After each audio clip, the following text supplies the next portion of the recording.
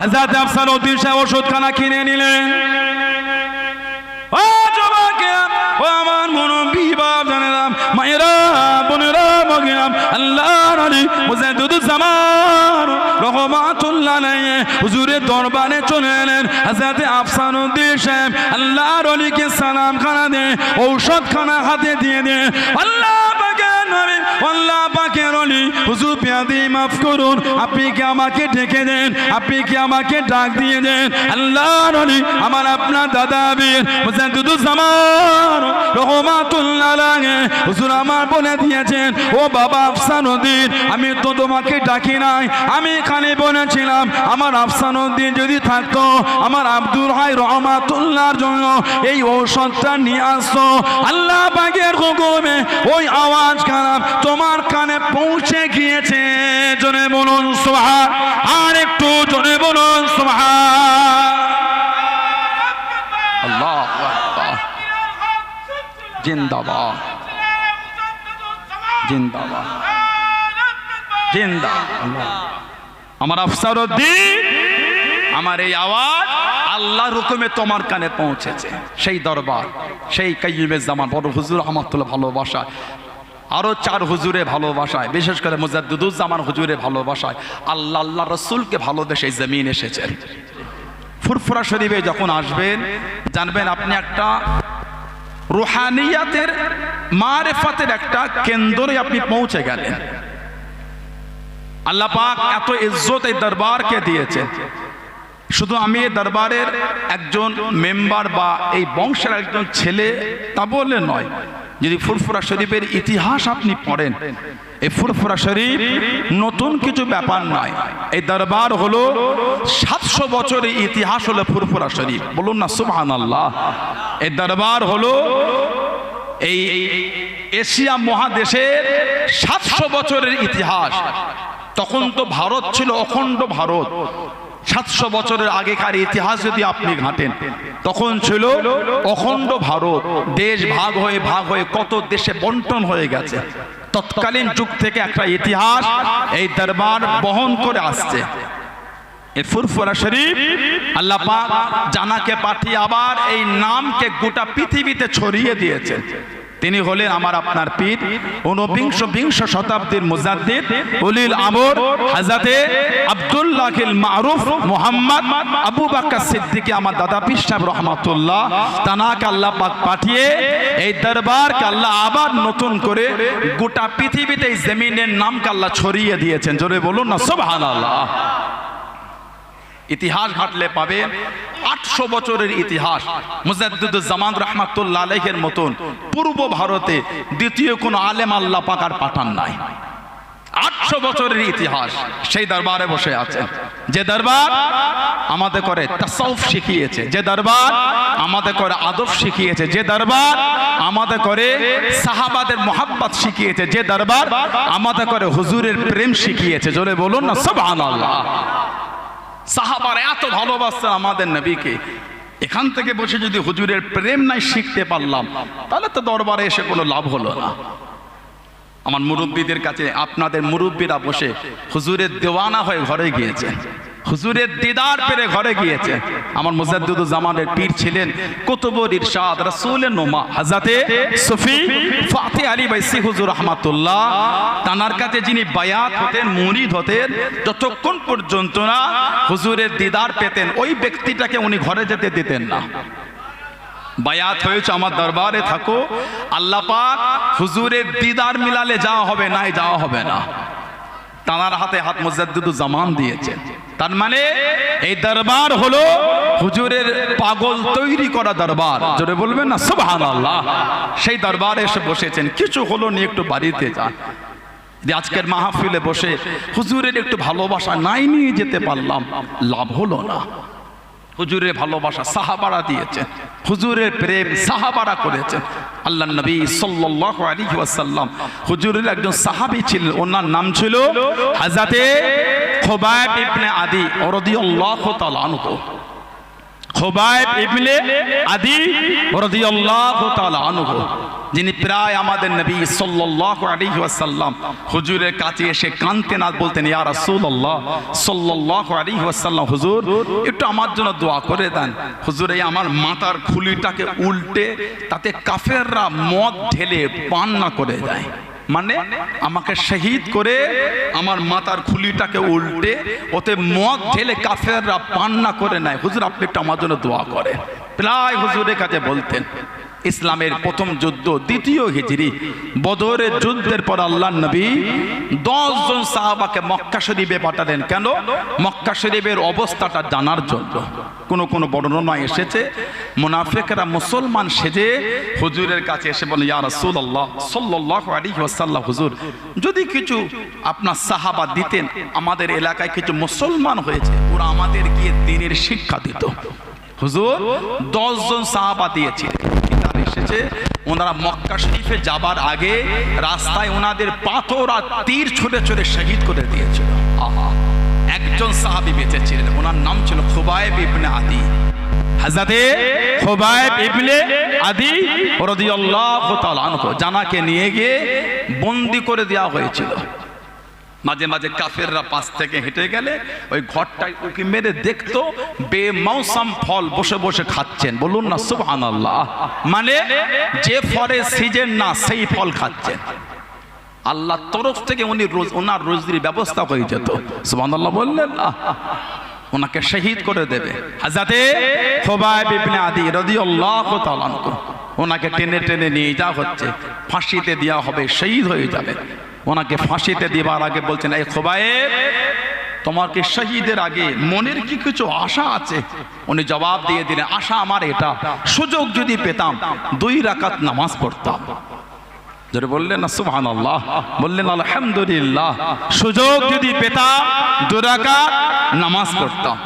Social সাইটের কমেন্টগুলো দেখেন, আমাদের সমাজের কিছু আমাদের ভাই আছে, ওরা বলে পীরের দরবারে অশুনতে এসেছো, নামাজ পড়েছো? খুলে দেখেন, আমি সত্যি বলছি। ওরা ভাবে আল্লাহর ওলিদের দরবারে গেলে নামাজ পড়ে না। দিনের খেদমতটা আল্লাহ এই ওলিদের দ্বারা খানকার মধ্য দিয়ে আল্লাহ করিয়েছেন। সুবহানাল্লাহ বলবেন না?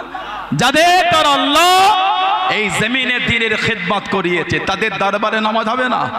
তাদের দ্বারাই তো আল্লাহ এই জমিনে নামাজকে কায়েম করিয়েছেন। জোরে বলো। আল্লাহ ওয়ালাদের, ওলি আল্লাহদের, ভক্তদের, মুরিদদের, মুহিব্বিনদের আমাদের সমাজে কিছু আছে, কমেন্টে আর সোশ্যাল সাইটে এত জঘন্য জঘন্য শব্দ বলে যেগুলো বলার মতো নয়। খবর নিয়ে দেখবেন উনি নামাজ পড়েন। খবর নিয়ে দেখবে ওনাদের দলের যখন কোনো প্রোগ্রাম হয়, তাদের আয়োজকরা নামাজ পড়ে না। আলহামদুলিল্লাহ, পীরের দরবারের বাবুচ্চিগুলিও নামাজ পড়ে। জোরে বলো, আর একটু জোরে বলা গেল না? হুজুর বলে সুযোগ পেলে 2 রাকাত নামাজ পড়তাম। 2 রাকাত নামাজ পড়লেন, কাফেরদের বললেন মনটা চাইছিল নামাজ অনেক লম্বা করতে। আমি যদি অনেকক্ষণ ধরে নামাজ পড়তাম, তোমরাই তো বলতে আমি মরণের ভয়ে নামাজ লম্বা করেছি। আমি তো মরণকে ভয় করি না, আমি আমার আল্লাহকে ভয় করি। বললেন আলহামদুলিল্লাহ। কিন্তু আমাদের সমাজে দেখবেন এক শ্রেণীর যুবকদের ধারণা হয়ে গেছে তারাবির নামাজ মানে তাড়াতাড়ি।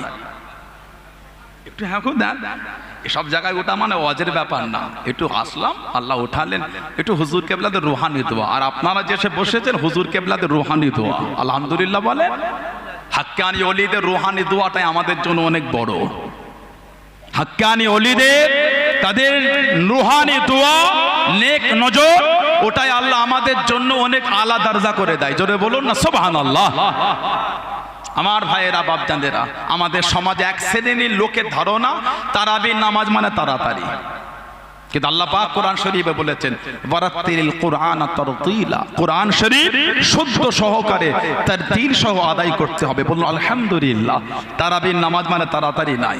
নামাজ মানে ভালোবাসা আর প্রেম নিয়ে হলো নামাজ।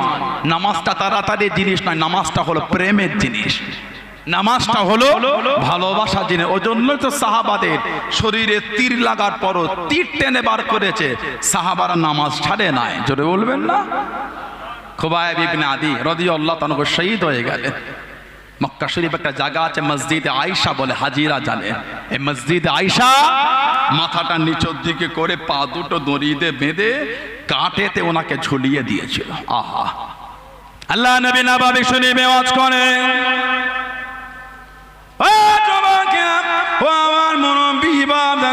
আল্লাহ নবী সাল্লাল্লাহু আলাইহি ওয়াসাল্লাম নববী শরীফে ওয়াজ করেন। আল্লাহ নবী ওয়াজটাকে বন্ধ করে দেন, আল্লাহ নবী জানিয়ে দেন, আল্লাহ নবী শুনিয়ে দেন।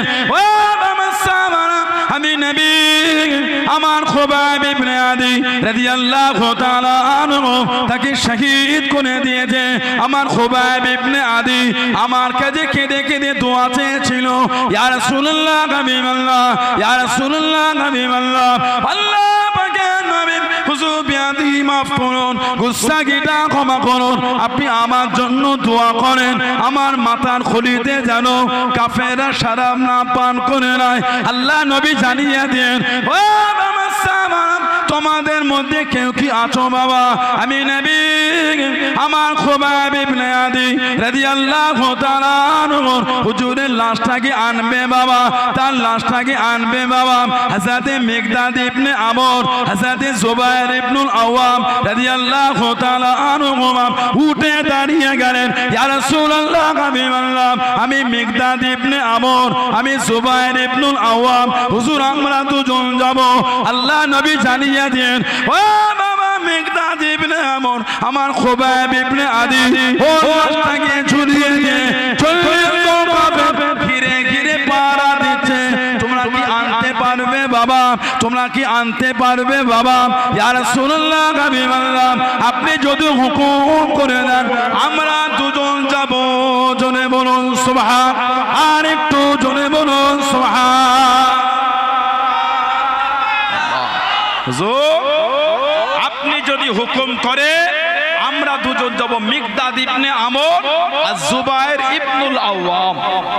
জুবায়ের ইবনুল আওয়াম হলেন আমার হুজুরের নিজের ফুফুতো ভাই, ওনার মা ছিলেন হযরত সাফিয়া বিনত আব্দুল মুত্তালিব রাদিয়াল্লাহু তাআলা আনহা। জুবায়ের ইবনুল আওয়াম আল্লাহ ওনাকে এত দবদবা দিয়েছিলেন, এত রব দবদবা, একদিকে 1000, একদিকে উনি একা, এই একা 1000-এর সাথে লড়াই করতেন। সুবহানাল্লাহ বললেন না? সেই সাহাবাদের ধারায় আমরা চলছি।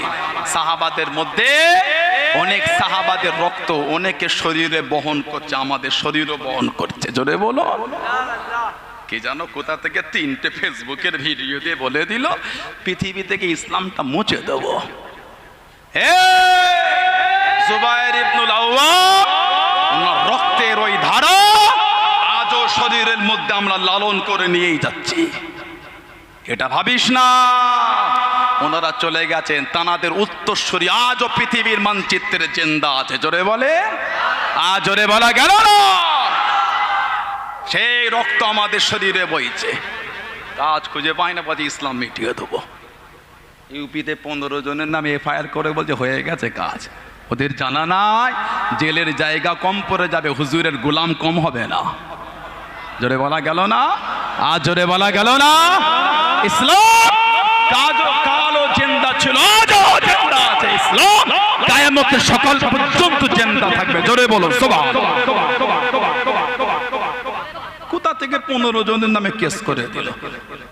ওদের জানা নাই শরীরের রক্তের প্রত্যেকটা ফোঁটা হুজুরের কদমে কুরবানির জন্য মুসলমান তৈরি হয়ে আছে। বলেন ইনশাআল্লাহ। যদি ঈমান না হয় আপনি মুসলমান, ঈমানদার নয়। যদি নিজে জানের থেকে হুজুরকে বেশি না ভালোবাসতে পারেন, আপনি ঈমানদারই নয়। কিসের ঈমানদার? হুজুর ভালোবাসেন না? হুজুরকে ভালোবাসাটাই তো আল্লাহ ঈমানের মজবুতি করেছেন। বলুন আলহামদুলিল্লাহ। আমার ভাইয়েরা বাপজান, হযরতে মিকদাদ ইবনে আমর। কে মিকদাদ ইবনে আমর? ইসলামের একটা যুদ্ধ হয়েছিল, যুদ্ধের নাম ছিল খন্দকের যুদ্ধ, মানে গর্ত খনন করা। আল্লাহ নবী সাল্লাল্লাহু আলাইহি সাল্লাম হুজুর ও সাহাবাদের সাথে মাথায় করে মাটি বয়েছিলেন। আহা, মিকদাদ ইবনে আমর আমার হুজুরের এই কষ্টটা থেকে কাঁদতে কাঁদতে ঘরে চলে গেলেন। ঘরে গিয়ে ছোট্ট পাড়া পাত্রতে দুধ নিয়েছেন, দুধ লবণ। এই দুধ টুক টুক টুক টুক করে লুকিয়ে এনে আমার হুজুরকে দিয়ে বলতেন ইয়া রাসূলুল্লাহ, হুজুর একটু পান করে নেন। আপনার এই কষ্ট আর সহ্য করতে পারছি না। আহা, বলেন না সুবহানাল্লাহ। কি জীবন সাহাবাদের, সাহাবাদের কি মানা হুজুরকে।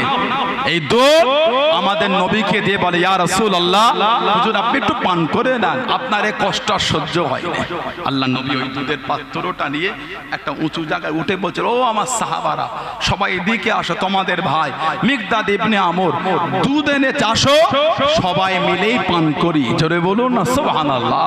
যে দুধ হুজুর সবাই কেলে পান করেছেন, তারপর ওই ছোট্ট পাড়া পাত্রের দুধে আল্লাহ বরকত দিয়ে দিয়েছেন। হুজুরের সাহাবাদের প্রেম দেখলে পাগল হয়ে যাবে। আল্লাহ নবীর একটা সাহাবী ছিলেন, হুজুরের দরবারে গেলেন, হুজুরকে দিয়ে দেখছেন হুজুরের মনটা একটু শুকিয়ে আছে। আহা, হুজুরের চেহারার মধ্যে একটু শুকনো শুকনো ভাব লাগছে। ইয়া রাসূলুল্লাহ, হুজুর আপনার মন খারাপ? হুজুর বলছেন, আজ কদিন আমার খাওয়া হয়নি। আহা, আজ কদিন আমার খাওয়া হয় না। সাহাবী হুজুরকে কিছু বললেন না, বার হয়ে গেলেন, মদিনা শরীফে বাড়ি বাড়ি চলে গেলেন। মদিনা শরীফে ঘরে ঘরে চলে গেলেন। ও মদিনা শরীফে মানুষেরা, আমাকে কিছু কাজ দেবে, আমাকে কিছু কর্ম দেবে। আল্লাহ নবী, আজ কদিন ধরে কিছু খাইলাম, যে কাজটা করলে আমি কিছু টাকা পাবো, আল্লাহ নবীর জন্য আমি কিছু কিনে বাড়িতে নিয়ে যাব। কোনো কাজ নাবে খুঁজে খুঁজে একজন ইহুদির বাগানে চলে গেল। ইহুদির খাজুরের বাগানে গিয়ে ইহুদিকে জিজ্ঞাসা করলো, ও ভাই ইহুদি, তোমার বাগানে কিছু কি কাজ আছে, তোমার বাগানে কিছু কি কর্ম আছে? ইহুদি জানিয়ে দিল, আমার বাগানে কিছু কাজ নাই, এই রোদে তুমি কি কাজ করবে? ইহুদি জানিয়ে দিল, তবে আমার খাজুরের বাগানে একটা কুয়া আছে, যে কুয়ার পানিটা অনেক নিচই নেমে গেছে, ওই কুয়াতে বালতি ফেলে রশি টেনে যদি এক বালতি পানি তোলো, একটা খেজুর তুমি পাবে। সাহাবী রাজি হয়ে গেলেন। ও যুবকেরা, মানা কাকে বলে, মুহাব্বত কাকে বলে? আল্লাহ রাসূলকে কারা ভালোবেসে, আল্লাহ নবী সাহাবী বালতি খানা নামিয়ে দে, কুয়া থেকে বালতি টেনে টেনে পানি তোলে, এক বালতি পানি তোলে একটা খেজুর দিয়ে দে, এক বালতি পানি তোলেন একটা খেজুর দিয়ে দে। সাহাবী খাজুরগুলো নিয়ে নিয়ে পুরো চাদরখানা বিছিয়ে দিয়ে চাদরে জমা করে, আর এক বালতি পানি তোলে, চাদরে খেজুর জমা করে।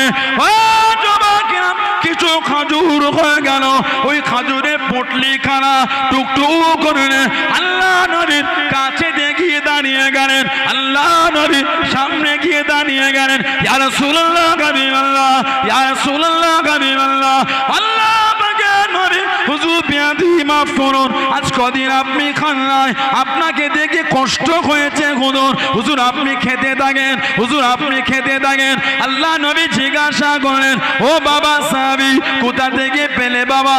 ইয়া রাসূলুল্লাহ হাবিবাল্লাহ, আমি আপনার কষ্ট দেখে সহ্য না করতে পেরে টুকটুক করে বার হয়ে গিয়ে খাজুরের বাগানে গিয়ে বালতি কানা ফেলে দে, রশি টেনে টেনে পানি তুলেছি, এক বালতি পানি তুলেছি, একটা খেজুর আমাকে দিয়ে দে, এক বালতি পানি তুলেছি, একটা খেজুর আমাকে দিয়ে দে।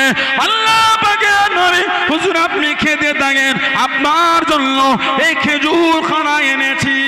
জনে বলুন সুবহান, আর একটু জনে বলুন সুবহান।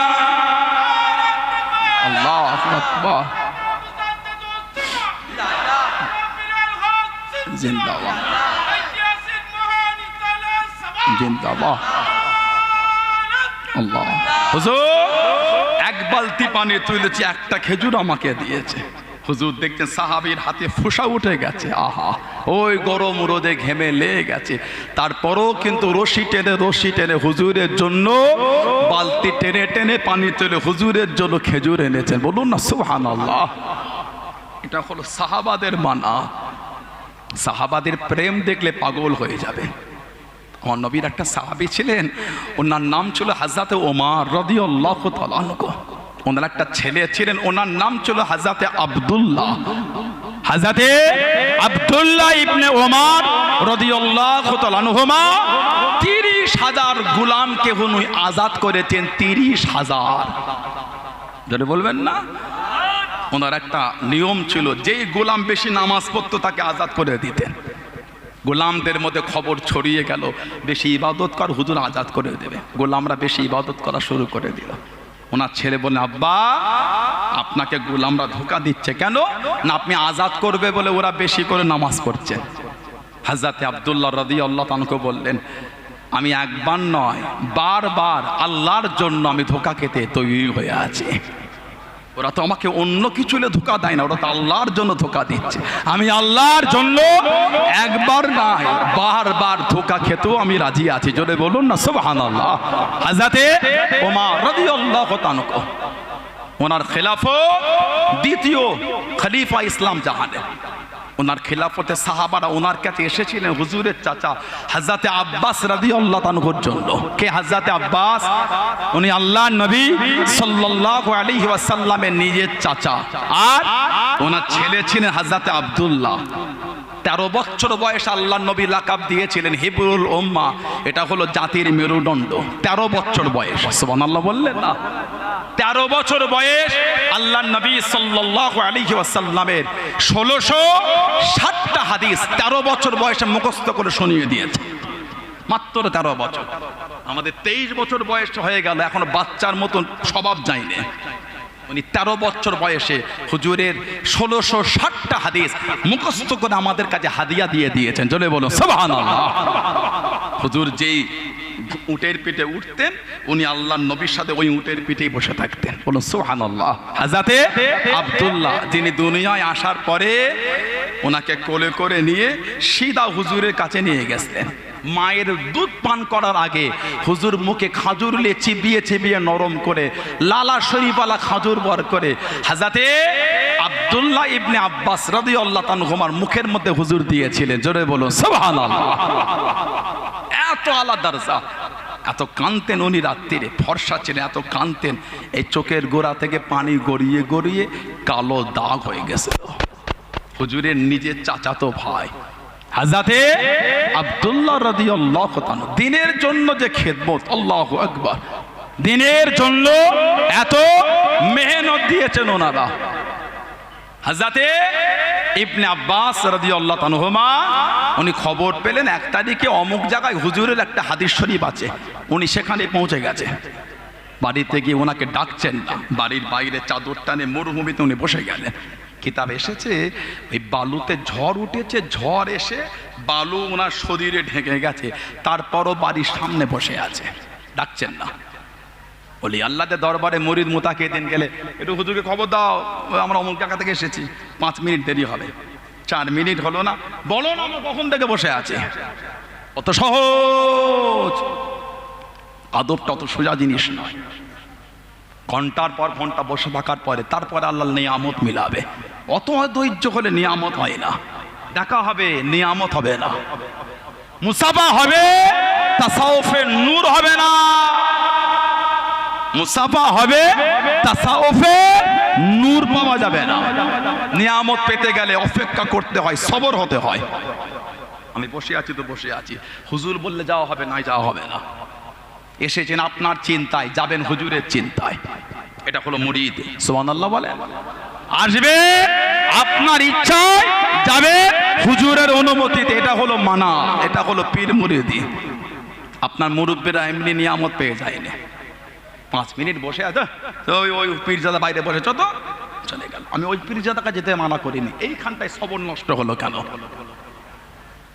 আপনার অসুবিধা হয়ে যাচ্ছে, এখানটা সবর নেই কেন? শরীরে বালু ঢেকে গেল,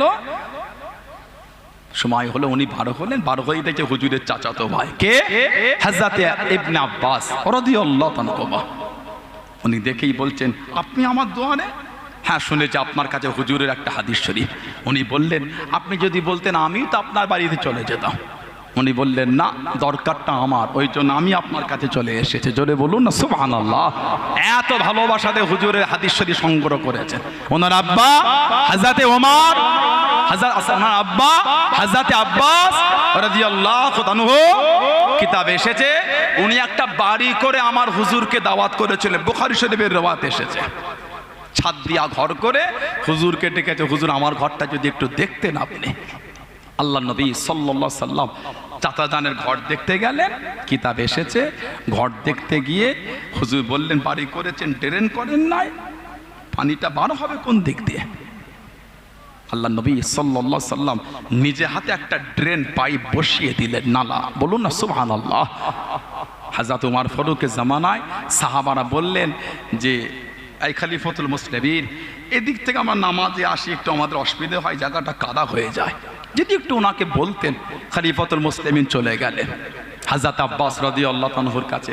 হযরত আব্বাস বললেন, এই খলিফাতুল মুসলিমিন, কি মনে করে? বললে তো আমি চলে যেতাম। বলেন না না, কি মনে করে?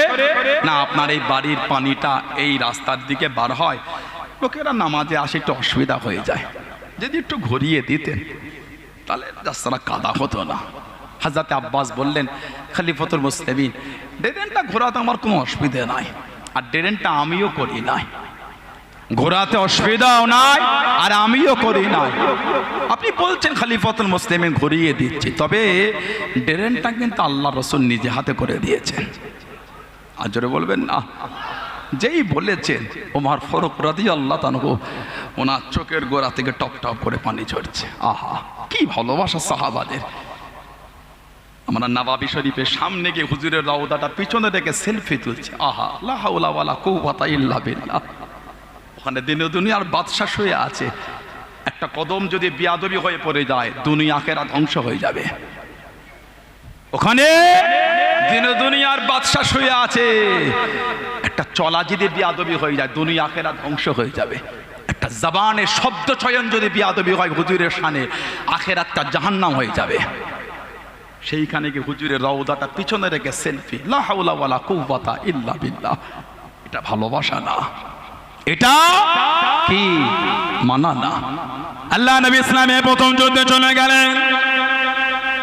ও যুবক, আল্লাহ নবী সাল্লাল্লাহু আলাইহি ওয়াসাল্লাম বদরের জমিনে চলে গেলেন। মাত্র 313 জন সাহাবা, মাত্র 2টি ঘোড়া।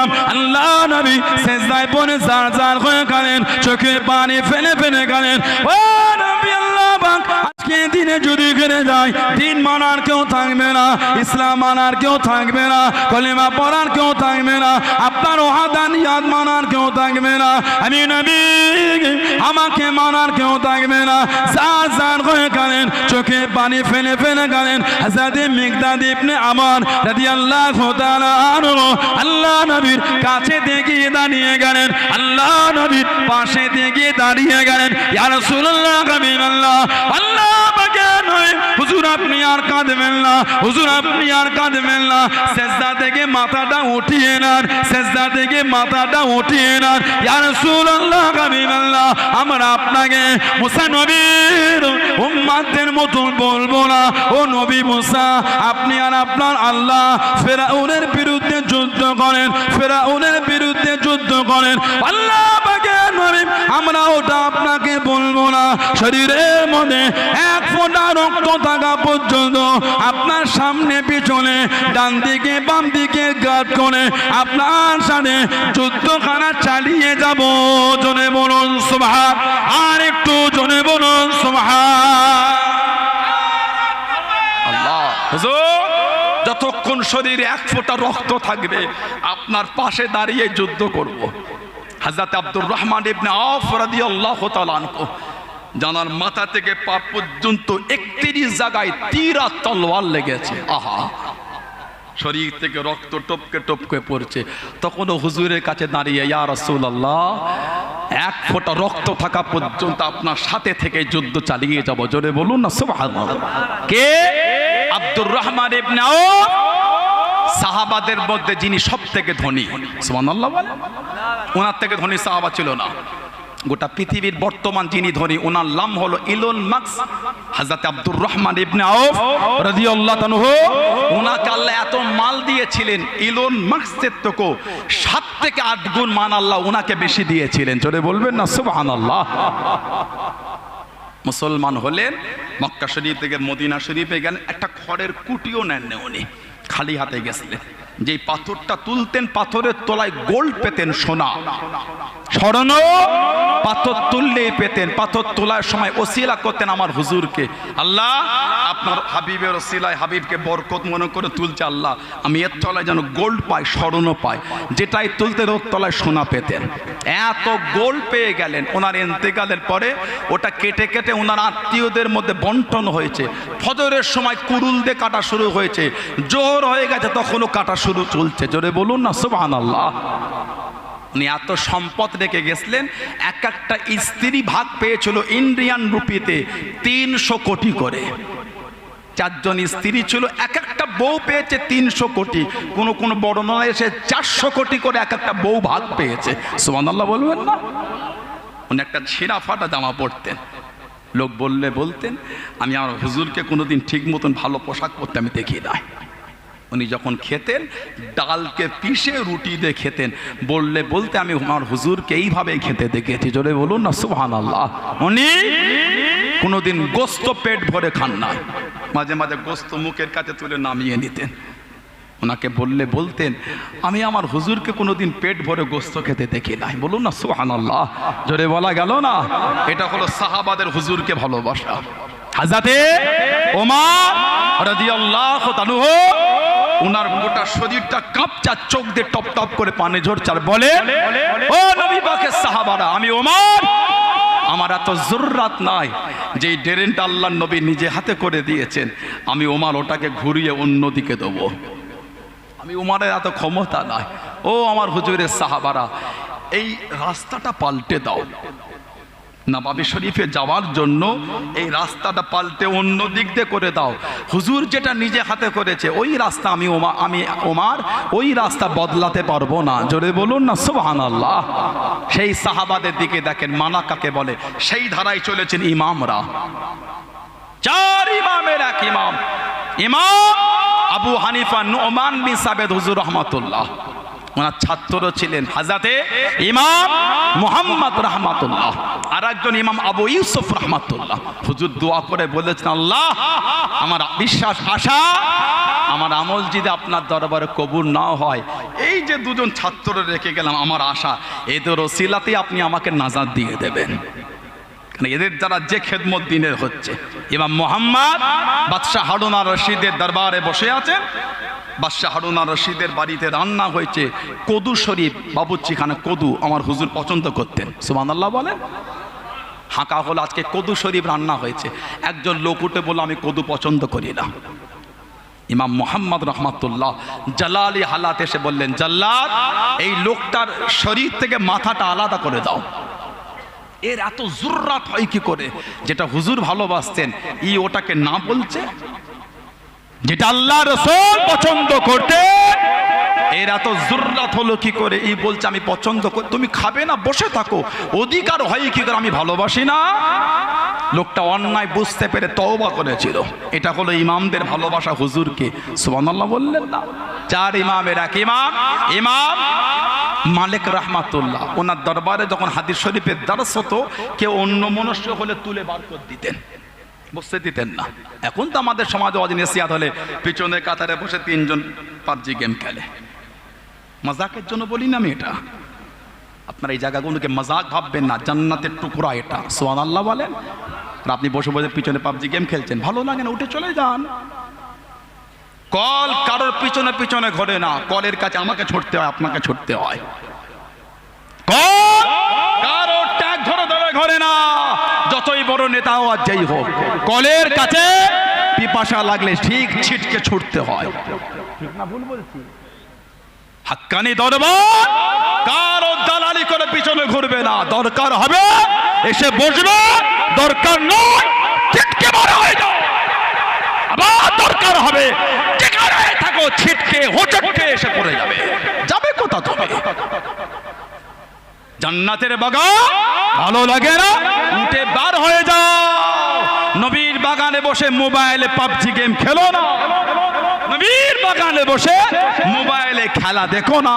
হুজুরের প্রেম নিয়ে বসেছ, হুজুরের মুহাব্বতে বসে হুজুরের ভালোবাসা তৈরি করো। এটা হলো মুহাব্বতের জায়গা। জোরে বলো কথা ঠিক না ভুল বলছি?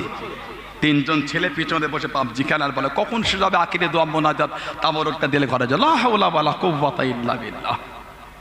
আদবের খেলাফ হয়ে গেল এটা।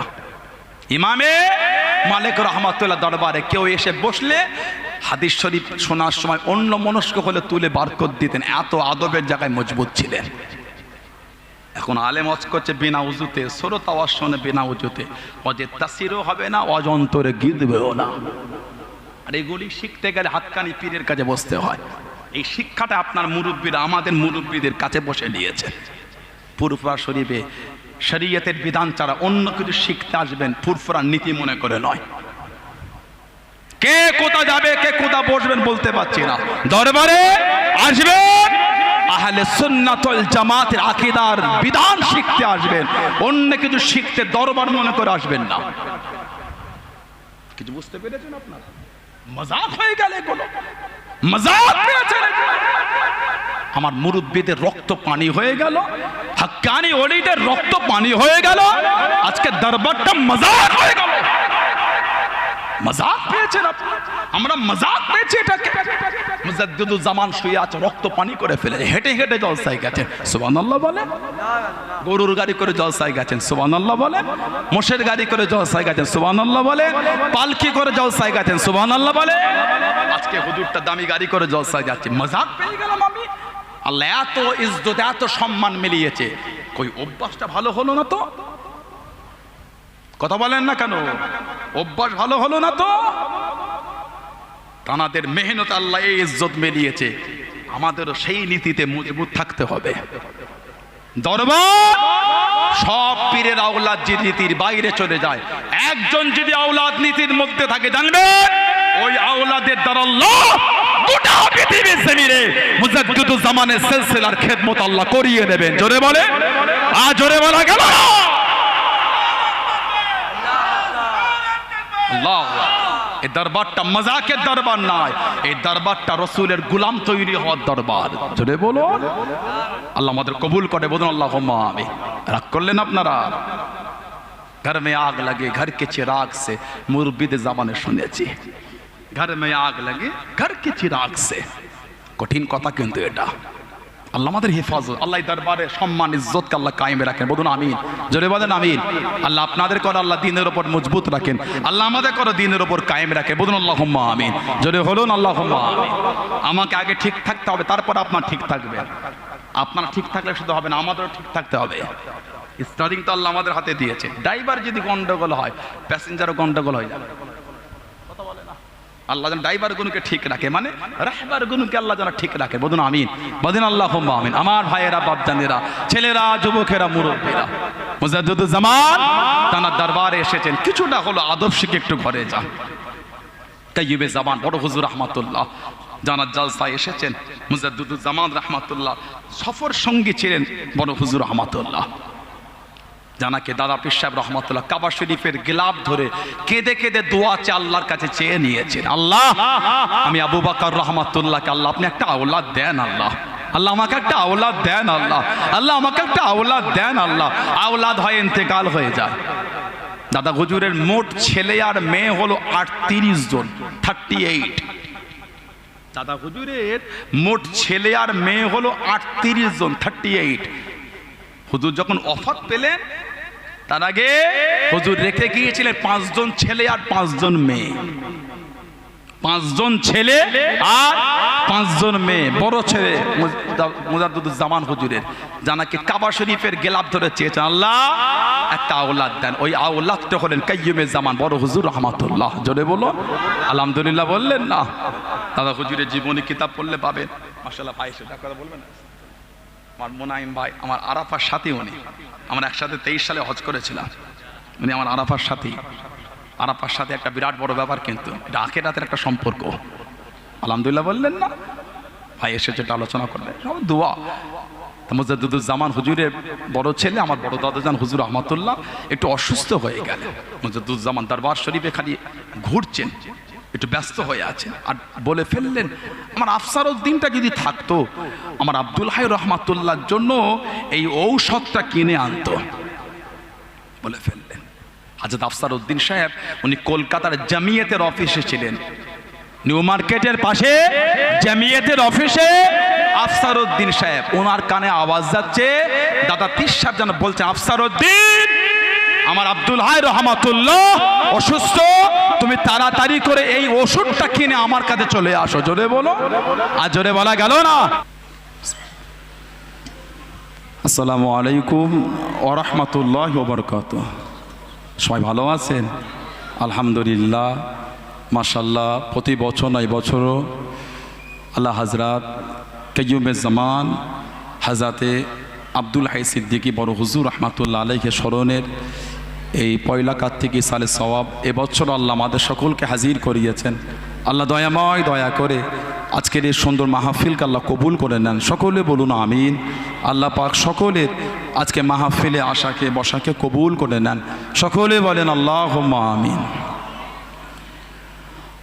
আউযু বিল্লাহি মিনাশ শাইতানির রাজীম।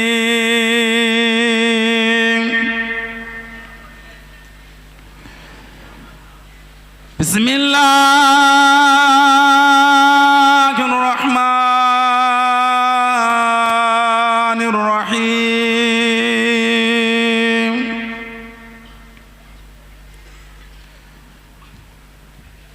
قال الله تعالى في كلام المزيد الفرقان الحميد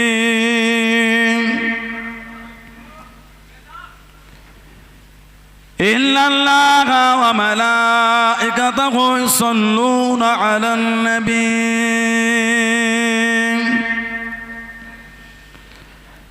يا أيها الذين آمنوا صلوا عليه وسلموا تسليما اللهم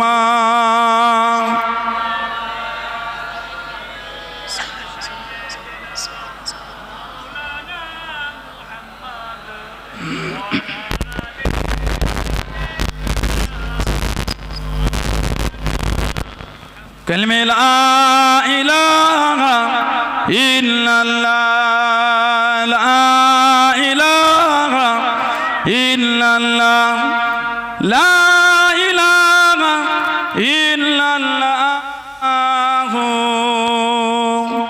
محمد رسول الله اللهم صل على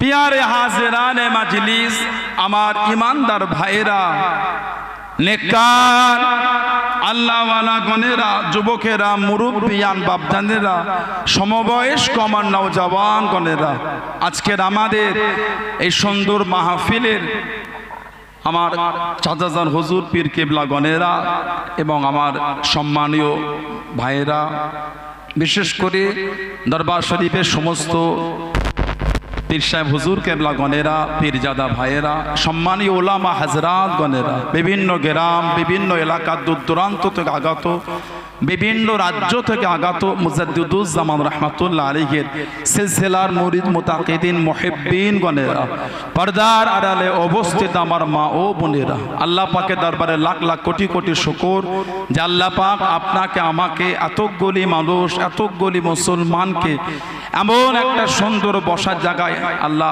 সুযোগ করে দিলেন, সুন্দর জায়গায় একটু বসার সুযোগ করে দিলেন। সকলে মিলে আল্লাহ পাকের শুকর আদা করে বলুন আলহামদুলিল্লাহ। আল্লাহ পাকের দরবারে লাখ লাখ কোটি কোটি শুকর যে আল্লাহ পাক আমাদের করে একটা তাসাউফের মাহফিলে বসার সুযোগ দিয়েছেন।